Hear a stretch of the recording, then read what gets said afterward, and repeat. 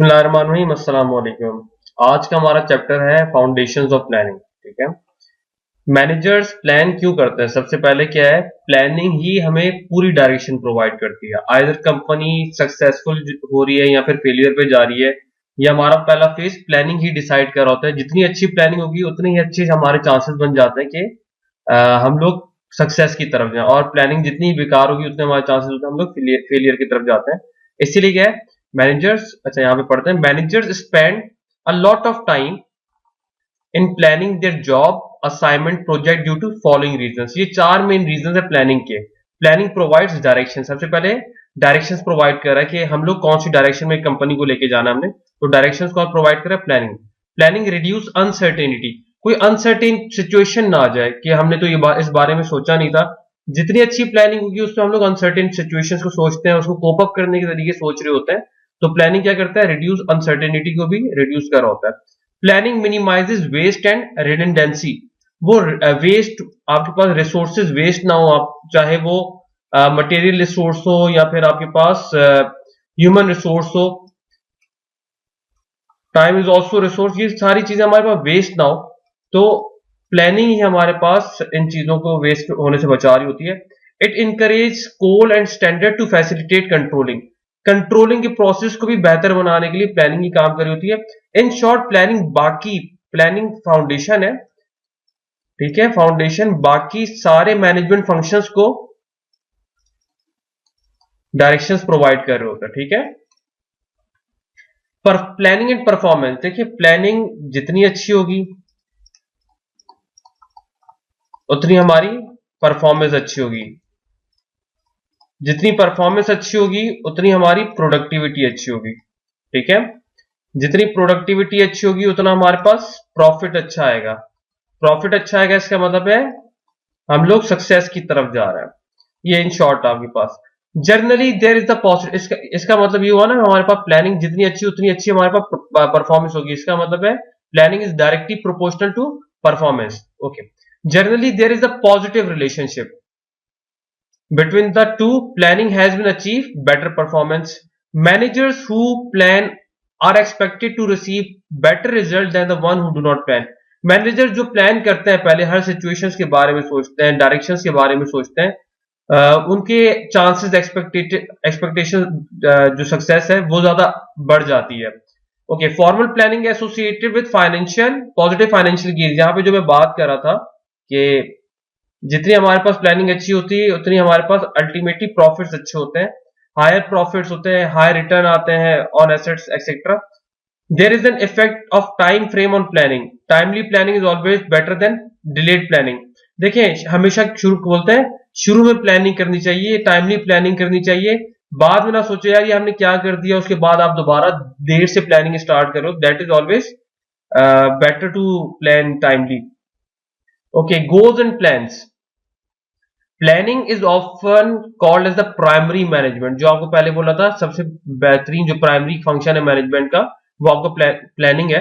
Primary management इसे बोलते हैं because it establish the basis for remaining functions. बाकी जो रिमेनिंग फंक्शंस है, ऑर्गेनाइजिंग है, कंट्रोलिंग है, आपके पास ये ऑर्गेनाइजिंग, लीडिंग एंड कंट्रोलिंग, ये सारे किस पे डिपेंड कर रहे हैं, प्लानिंग पे। जितनी अच्छी प्लानिंग होती है उतनी आपके पास ऑर्गेनाइजिंग भी अच्छी होगी, लीडिंग भी और कंट्रोलिंग भी।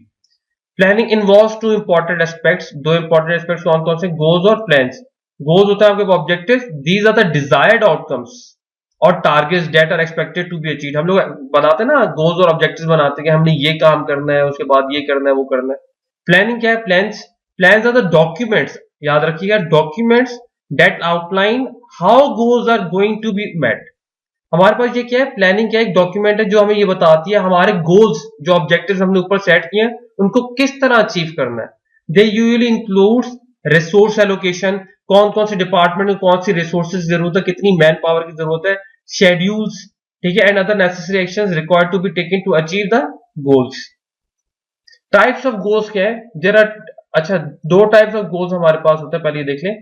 Goals are the desired outcomes, जो हम पीछे पढ़ चुके हैं, डिजायर्ड आउटकम्स, और targets which are further divided into two type, stated goals और रियल गोल्स। स्टेटेड गोल्स वो हैं जो कि हमने प्लानिंग के टाइम पे सोचे थे, हमने एक्सपेक्ट किए थे, जो हमने ऑफिशियल स्टेटमेंट्स पे लिखे थे कि हम लोग इस टारगेट को पूरा करेंगे, ठीक है। स्टेटेड गोल्स ये हैं, रियल गोल्स हैं जो कि हमने रियलिटी में जो टारगेट्स अचीव कर रहे होते हैं, जो ऑर्गेनाइजेशन एक्चुअली परस्यूज। हम लोग इन दोनों कंपेयर करते हैं कि हमने यहाँ पे प्लानिंग में तो ये लिखा था और रियलिटी में ये हुआ हमारे पास कि स्टेटेड गोल्स ये होते हैं और रियल गोल्स ये होता है। Description of plans, there are following 4 popular ways to describe organisational plans. यहाँ पे एक चार्ट देख लें, टाइप्स ऑफ प्लान्स, आपको यहाँ पे सब कुछ समझ आ जाएगा। 4 चीजें क्या है, ब्रेथ है, टाइम फ्रेम है, स्पेसिफिसिटी है और फ्रीक्वेंसी ऑफ यूज है। ओके, स्ट्रेटेजिक क्या होता है, जो कि ऑर्गेनाइजेशन वाइड पूरी प्लान किए जाते हैं। इसका मतलब है इन प्लान्स की से पूरे ऑर्गेनाइजेशन पे फर्क पड़ता है। ये ऐसे प्लान्स होते हैं। ऑपरेशनल होते हैं आपके पास, जो ऑपरेशनल रिक्वायरमेंट्स की वजह से हम लोग प्लान कर रहे होते हैं ना, ऑपरेशनल रिक्वायरमेंट्स होती हैं। हो सकता है किसी डिपार्टमेंट की ऑपरेशनल कोई रिक्वायरमेंट हो जो कि दूसरे डिपार्टमेंट में जरूरत है, वो क्या आपके ऑपरेशनल डिपार्टमेंट्स के लिए स्पेशली जो प्लान किए जाते हैं वो आपके ऑपरेशनल प्लान्स कहलाते हैं। स्ट्रेटेजी वो प्लान्स हैं जो कि ओवरऑल ऑर्गेनाइजेशन की स्ट्रेटेजी डिसाइड कर रहे होते हैं, जिसकी वजह से इस प्लान की वजह से पूरे ऑर्गेनाइजेशन में चेंजेस आ रहे होते हैं, और ये क्या है, डिपार्टमेंटल प्लान होता है। टाइम फ्रेम क्या है आपके पास, लॉन्ग टर्म प्लान्स कौन से होते हैं, वो प्लान जो कि 3 इयर्स और मोर इनके लिए की जाते हैं, वो बनाए जाते हैं। लॉन्ग टर्म प्लान होते हैं। ये शॉर्ट टर्म होते हैं जो कि 1 साल या फिर उससे कम के जो प्लान होते हैं उनको हम लोग शॉर्ट टर्म कहते हैं। इसके बीच में एक और प्लान आता है जिससे बोलते हैं इंटरमीडिएट प्लान्स, ठीक है। इंटरमीडिएट प्लान्स आपके पास कौन से होते हैं, जो कि बिटवीन 1 to 3 इयर्स जो गोल्स होते हैं उसको हम लोग इंटरमीडिएट प्लान्स कहते हैं। स्पेसिफिसिटी क्या चीज होती है हमारे पास। अच्छा, डायरेक्शनल क्या होते हैं आपके पास, ये वो गोल्स होते हैं, प्लान्स होते हैं जिसमें सिर्फ डायरेक्शंस प्रोवाइड की जाती हैं, ठीक है। आपके पास एक ओपन डायरेक्शन प्रोवाइड की जाती है और इसमें फ्लेक्सिबिलिटी होती है, ठीक है। फ्लेक्सिबिलिटी इसका मतलब है, आपको मेन बात बता दी इन्होंने, बहुत ब्रॉड आपको एक डायरेक्शन शो कर दी, उसके अंदर फ्लेक्सिबिलिटी है कि आपने उस गोल और टारगेट को किस तरह अचीव करना है। You are flexible to do things. Specific क्या है आपके पास कोई फ्लेक्सिबिलिटी नहीं होती। यहाँ पे आपके पास स्पेसिफिक इन्होंने आपको दे दिया, इस तरह आपने काम करना, यही आपके प्लान होंगे, ये आपके टारगेट्स हैं, ये आपको अचीव करना है। तो ये स्पेसिफिसिटी में 2 चीजें आपके पास आ जाती हैं। फ्रीक्वेंसी ऑफ यूज, देखें, सिंगल यूज वो प्लान्स होते हैं जो कि कुछ अनसर्टेन सिचुएशंस में आते हैं, बनाए जाते हैं, या फिर आपके पास वो जो कि फ्रीक्वेंट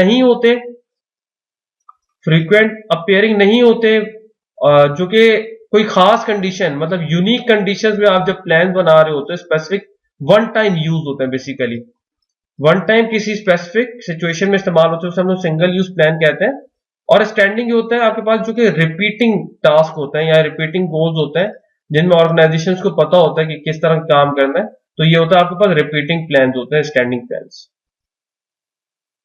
गोल सेटिंग प्रोसेस, गोल को किस तरह सेट करते हैं managers should follow a 5 step goal setting process. कितने स्टेप का, 5 स्टेप्स का। सबसे पहले रिव्यू द ऑर्गेनाइजेशन मिशन और पर्पस, ऑर्गेनाइजेशन बनाई क्यों गई है, उसका मिशन क्या, उसका पर्पस क्या, सबसे पहले आप ये रिव्यू करें, ठीक है। सेकंड क्या, इवैल्यूएट अवेलेबल रिसोर्सेज, हमारे पास रिसोर्सेज कौन कौन सी अवेलेबल है, क्या कौन कौन सी जो अफोर्ड कर सकते हैं।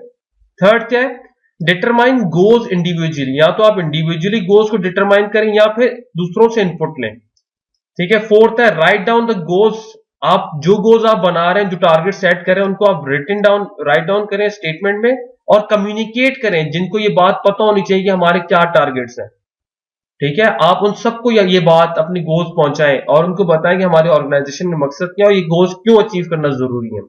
फिफ्थ है आपके पास review result and whether goals are being made, इसका मतलब है आप अपने स्टेटेड और रियल गोल्स को देखें, आप रिव्यू करें कि हमारे पास रियल गोल्स स्टेटेड गोल्स के बराबर हैं या कम है या ज्यादा है।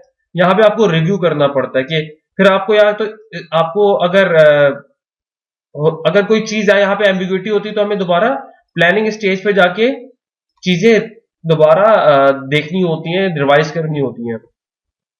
Characteristics of well written goals. Characteristics कौन कौन से आपके पास? पहला characteristics, written in terms of outcome rather than actions. Outcome हमें क्या चाहिए? देखें, ये टारगेट अचीव होना चाहिए, ये नहीं किस तरह होना चाहिए बल्कि कौन सा टारगेट अचीव होगा। एक्शंस हम नहीं बताते लेकिन आउटकम्स बता रहे होते हैं। आपके जितने ही गोल्स चैलेंजिंग होते हैं उतनी मोटिवेटिंग होता है, लेकिन इतने ज्यादा चैलेंजिंग हो कि वो अटेन किए जा सके, ऐसा ना हो कि रियलिस्टिक ही ना हो आपकी गोल्स। थर्ड है मेजरेबल एंड क्वांटिफाइबल। गोल्स ऐसे होने चाहिए जो कि मेजर किए जा सकते हैं और क्वांटी बताए ना, इतने गोल्स थी, ये टारगेट थे, इतने मैन आवर्स थे, आपके पास इतनी रिसोर्सेज थी, ये सारी मेजरेबल और क्वांटिफाइबल होनी चाहिए। Written down in clear terms. जो आप गोल्स और टारगेट सेट कर रहे हो उनको क्लियर और कंसाइज वे में राइट डाउन करें ताकि मैसेज क्लियर हो आपके पास। Clear as to time frame, कितने टाइम फ्रेम में कंप्लीट हो ताकि कोई एम्बिग्युइटी ना रहे। ठीक है, एम्बिग्युइटी की आप गुंजाइश ही ना छोड़े यहां पे। Communicated to all concern organisation member, जो जो इस चीज से ताल्लुक रखते हैं, इस चीज इस फेज पे या इस टारगेट पे ताल्लुक रखते हैं, उन सबसे आप कम्युनिकेट करें। या कोई characteristics of well written goals है। ओके, नेक्स्ट वीडियो में हम लोग मैनेजर्स एज डिसीजन मेकर देखते हैं। तो आई होप आपको ये प्लानिंग का क्वेश्चन भी समझ आ गया होगा। यही सवाल आते हैं, इसी के बारे में लिखना होता है हमें। तो नेक्स्ट वीडियो में इंशाल्लाह हम लोग managers as decision makers start करते हैं। Thank you so much.